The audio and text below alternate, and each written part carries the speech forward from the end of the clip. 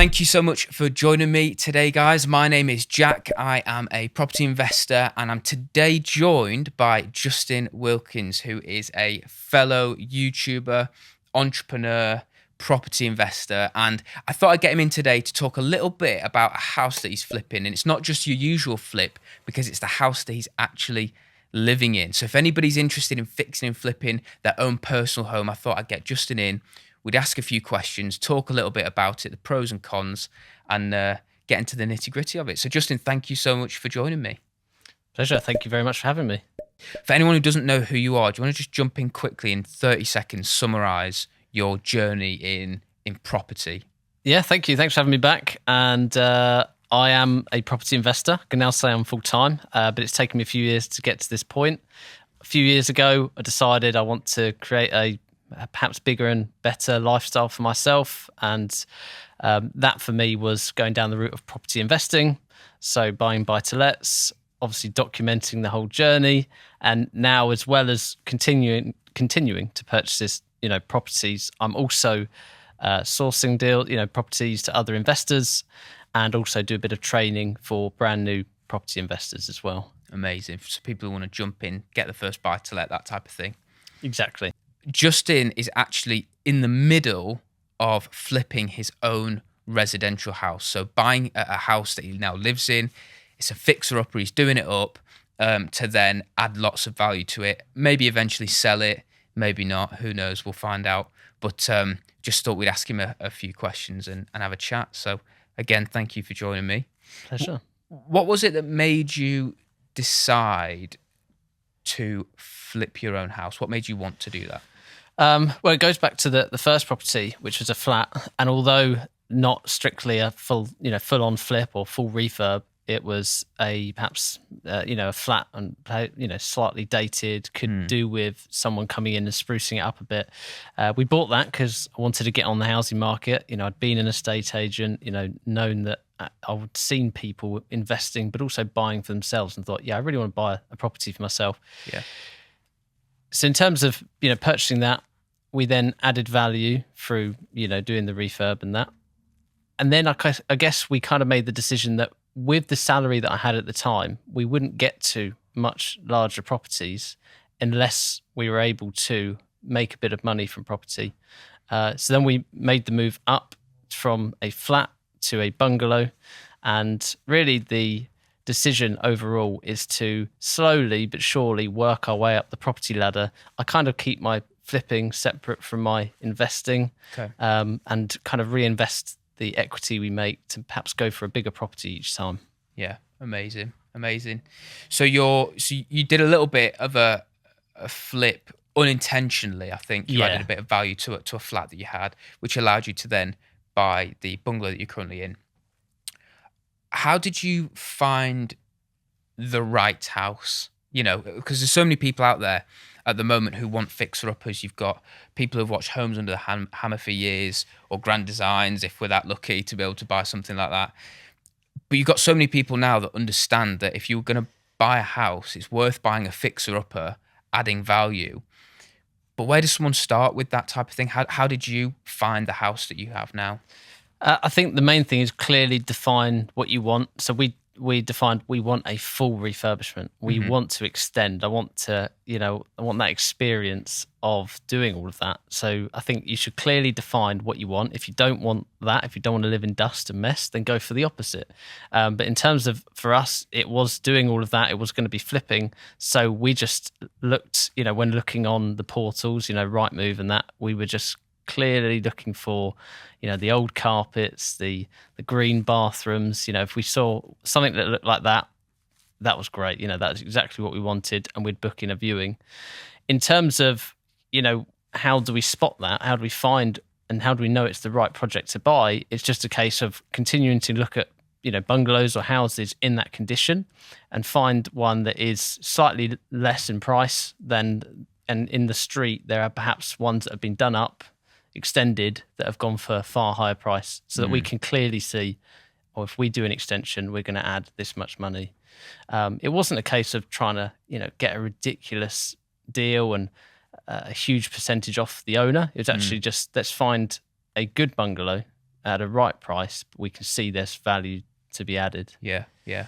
People talk about buying the worst house in the best street. And I feel like that is very, very true, especially when you're looking to do something where you're going to live in it. If you can get yourself into a great street and they've got these huge properties, and then you buy yourself a small house that you can then renovate, extend. Even, there's some parts of the country where people will literally buy a house just to flatten it so that they can build a brand new house. So I think it's quite good to be looking for finding the worst house on the best street. Yes. So you think that's what you've done? I think so, yeah. In short, that's probably the best way to put it. Yeah. I think when it comes to refurbs and flipping a house and finding yourself a fixer-upper, it's all great and to think about. It's great to think, do you know what, we can make this our own. We can really do a great job with this. You said from the beginning you wanted a full refurb, full renovation, the opportunity to extend, everything like that. What would you say to anybody who's really nervous? They want to do a fixer-upper. They know that it makes sense. They want to do it financially. They want to benefit from buying a fixer-upper. What would you say to somebody who is nervous about the refurb process? What did you have to know, or where did you find you had to get yourself to know, right, I'm buying this house and I know I'm not going to absolutely ruin the whole thing and completely butcher the house and overspend and get the wrong builders? How can you what tips would you give somebody who's nervous about a renovation?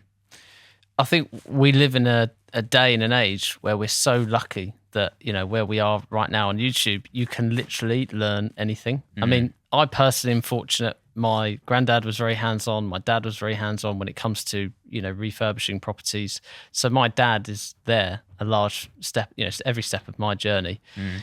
But if you took him out of the equation, if I was doing DIY, I'd be learning on YouTube, and you can learn so much. If you don't want to do it yourself, which I know not everyone does, or perhaps you work a very intense job and you don't have the time to do it, then it's a case of just making sure you buy a property where you factored in enough money for someone to come and do that work for you. I think it feels like a much more daunting process going for a refurbishment than it actually is. Just try and learn some of the basic things yourself so that a contractor or builder can't take the mickey a bit. The more knowledge you have, the better, even if it's just a baseline one. And you could work with a professional to keep yourself out of the equation if you don't want to do the DIY. Yeah. Do you know what I've done in the past when it comes to renovating a house? I paid a builder a day rate. So I just said to him, look, how much does it cost? What would you charge me just for like a day rate? And he gave me a price, and I paid it to him and said to him, could you come with me to a house? It wasn't even a house that I owned. We went and viewed a house that was on the market. And I said, okay, look at this whole house. I want it to become something like this. Yeah. I'll pay you today to quote for it, everything that needs doing, and give me a schedule of works. Yeah.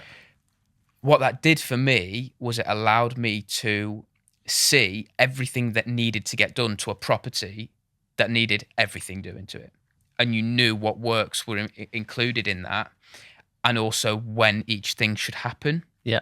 So I suppose once you've seen it, it's much easier. So if I was given a tip, it would be speak to a builder, speak to somebody who you can pay to kind of quote up something, get an idea of what it costs. But like you say, loads of that stuff is available online. It's crazy how many that you could just Google schedule of works for a house renovation. Yeah. And I bet you'll find one. You'll find like a template on Google or something. Or I think that's a great idea, and it takes that fear out of it. For me, the video does, because if I look at a bathroom, and go, oh, I don't know how to redo a bathroom. Yeah. But then if I watch someone on YouTube, that for me is like, oh, I can do that. Yeah.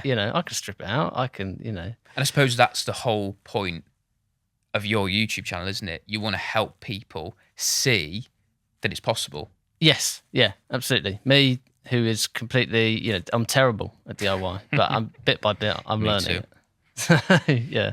So what would you say are the pros and cons right now? Because you're in the middle of it, aren't you? Have you extended yet? No. So you've not extended, but I've seen some of the progression you've made on the house that you're in. So you are living in a renovation site currently. Yes. What are the pros and cons of buying a residential home to live in to fix up and flip? Well, I'll start with the cons. It's horrendous to live in. Yeah. You move around room by room, and you live in dust. So it's not for everyone, but I think everyone should maybe try it once and see if it is or not. Yeah. But quite a clear learning experience for me as an investor, but also doing this on my residential side, is it's a lot easier to do a full refurbishment if you don't live there. So when I have a property and I send a build team in, they do the whole house, because they can strip the whole house at the same time, plaster it at the same time, do everything you need to do. Whereas because I'm living and me, my partner, my fiance are living in the property, we find it difficult because you can't do the whole house at the same time. Yeah. You have to go room by room, and that causes complications. So that's probably, the cons. But in terms of the pros, it's such a valuable skill set to have, to know how to look at a house, see what it will look like at the end, and to know what that process looks like step by step. Is just such an invaluable skill to have. Yeah, definitely. So amazing. And obviously the financial benefits are all right as well. So what would you say if somebody was getting started, they thought, okay, I've decided it's the right thing to do. I want to buy a house, fix it up, and either sell it or just know that I've got more equity in the property. What kind of key tips would you say you need to know this, or you need to do this on the process that are key when flipping a residential property? I'd say keep it simple. Is that just the overarching theme of what I'm about to say? Because I've just said there, I'm doing a refurbishment that is a bungalow, and we're gonna in a few months' time we're gonna be starting a 4-meter extension. Big new kitchen, dining room. You don't need to do that for your first one. Yep. I mean, it's great and it adds a lot of value because you're adding square footage. But, as you have done, and as I've done with my buy-to-lets, you can refurbish the house in its current state and add value and add more equity into that. So keep it simple. Maybe start with a project like that. And I would really go down that route to start with. In terms of certain things you need to know, what you said doing with the builder is fantastic, because if you see a schedule of works, you'll see exactly the milestones you need to hit. Yeah. Because really, if you actually break down most refurbishments, they're quite simple. You have the rip out, you have obviously, certain stages for the electrics, the plumbing, you've got the plastering, the painting, the snagging, obviously there's a lot more than that, but there's certain milestones that that need to hit. So if you can learn them, then again, it just makes you feel so much better about it and more confident when you go and do it yourself. Yeah. Do you find there's a bit of tension when it comes to, and I don't know if there has been, between you and your fiance, when it comes to living in a house that is a financial investment, whilst also knowing it's the house that you live in and you want it how you want it? Does that make sense? So, because obviously you might look at it as an investor, full-time property investor, thinking, well, of course we're not going to spend that much on a kitchen because it's not going to add that much. Do you know what I mean? But you might be thinking, but actually, on the same side, either you or your fiance might be thinking, but we're living in this for the next year or two, and we want it to be exactly how we like it. Yeah, I mean, that question couldn't be better timed, because with me going full-time into property recently, it has extended our stay at this bungalow. So the initial idea was to flip it, 12 to 18 months. Really, that's become like 3 years. Yeah. 3.5 years now. We're not going to be flipping it. In fact, it's become more of a home. So, but the overall intention is to sell it on for profit, potentially move our way up the value, move up the value ladder in terms of property. Yeah. So it's such a difficult thing when you're designing it for yourself to live in for the next few years, but equally you've got to do what's right for the sale of this property, because otherwise you'd go and we'd spend a lot more. If it was our next 5-10 year forever home, we'd definitely spend a lot more, or we would add in certain things that aren't a necessity for the sale.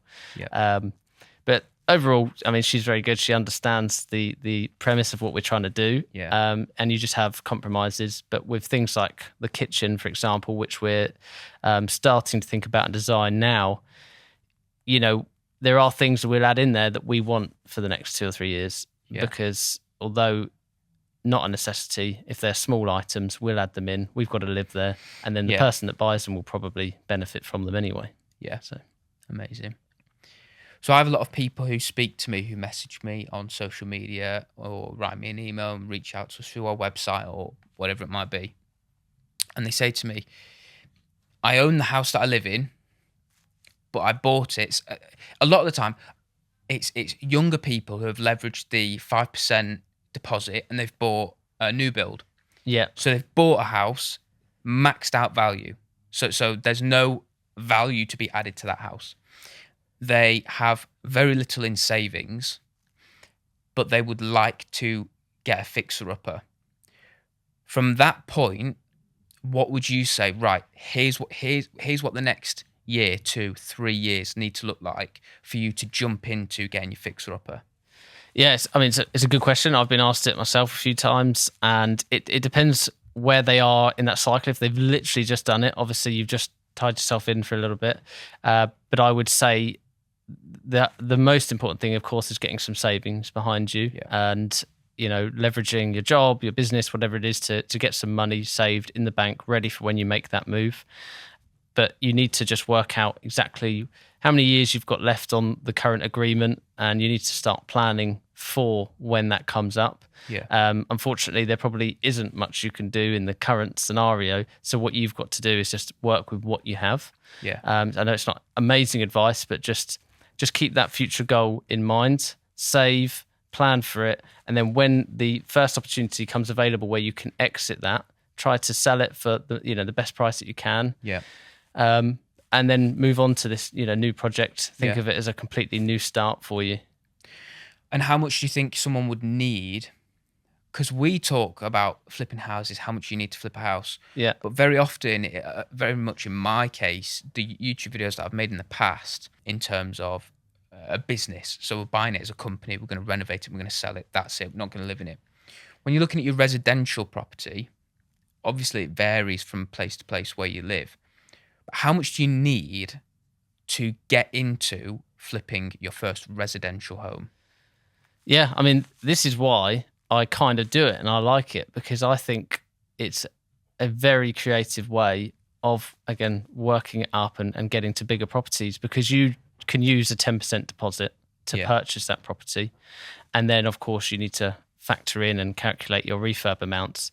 But as from an investor standpoint, you'd have to be putting in 25% and then the refurbishment on top of it. And then if you sold that at the end, you'd then pay tax on it. If you are utilizing this and you're living in it as a home, it's a very tax effective way of doing property as well, because you buy it with a low deposit, add the value, sell it, and you pay no tax on that because it's on your own residential property. You can then take the additional equity and earnings, move them into the next property, and that's why you see people doing it and then live it. You might ask, well, why do people put themselves through that and live in it? Well, that is why they do it. But for the most part, you can do this with a 10% deposit, and then you, of course, need to find the refurb amount. What I did on the bungalow, actually, is that we could have, the money we'd made on the flat, we could have probably put down, I don't know, about 40%, maybe 35% on the bungalow. But what we did is we put down, I think it was 20 or 25% at the time, and we pulled out the additional equity to keep in the bank ready for things like the extension, the refurb and that. And some people get scared about pulling out that equity, or why would you not put it in there? Shouldn't you pay down your mortgage? Shouldn't you, lower the risk? But in life, sometimes you've got to leverage the money that you have and know that you as an individual can control that money and add bigger value than you can by just paying down a mortgage, for example.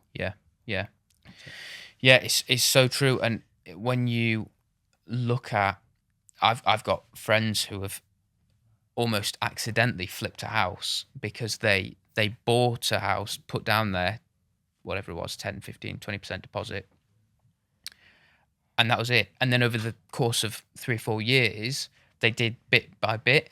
So they might do the bathroom one time, then they might do the flooring, then they might do the kitchen, then they might plaster a couple of walls, and they just do it as the cash becomes available. So what I like about the residential fix and flip model is that realistically, if you've got a house, depending on where you live, if you can get a house for 80k and you put down a 10% deposit, you're putting down £8,000 plus your stamp duty. So roughly, you'll be around 10k to buy a house that over the next 3 years, as you're saving money from your job or your business, you can then start to do stuff. Yeah. So you can actually get into property with very, very little money. Well, considering, usually you'd be saying to flip a house, you need 50k, 60k, whatever it might be. But when it's residential, you just need your 10% deposit, your stamp duty, your legal costs. Yeah. Park that. And then even if you don't have the finances for your refurb, you can save that over time. I think that's a fantastic point to make, because also there's a lot of value from just owning that house. Yeah. So you could purchase that for 80, and it might take you 2 years to work your way around the house and do it ad hoc as you earn money. Yeah. But that initial, just the frame of the initial house that you bought might have gone up to 90, 95, 100, in the couple of years that you were there. Yeah. And now you've done the refurb. It really pays to be in the market long term. Yeah. If you ride, obviously it is cyclical and it goes up and down, but if you ride any waves out, for the most part, property is going up in value. Yeah. So. Amazing. Great. Well, Justin, thank you so much for joining me. Really appreciate it. And hopefully it's been really helpful for anybody watching who's thinking about maybe buying their first residential property and flipping it, making a profit, or just living in their own kind of fixer-upper. So thank you for joining me, answering the questions. And, thank you for having me. Appreciate it. Yeah. Thank you so much for tuning into the channel again. If you're thinking about selling a house or know anybody that is, then you need to make sure you get in touch with me. I run the best online UK property estate agency that covers the whole of England and Wales. So HomeSpot provides UK homeowners with the opportunity of a quick sale at a quality price. Whether this is your very first home that you're looking to sell, a flip project that you're looking to sell, or whether it is a rental portfolio that you're looking to offload. Whatever it is, we want to be able to help you. So click the link in the description, book in for a call with me and my team, and we would love to be able to help you sell your property.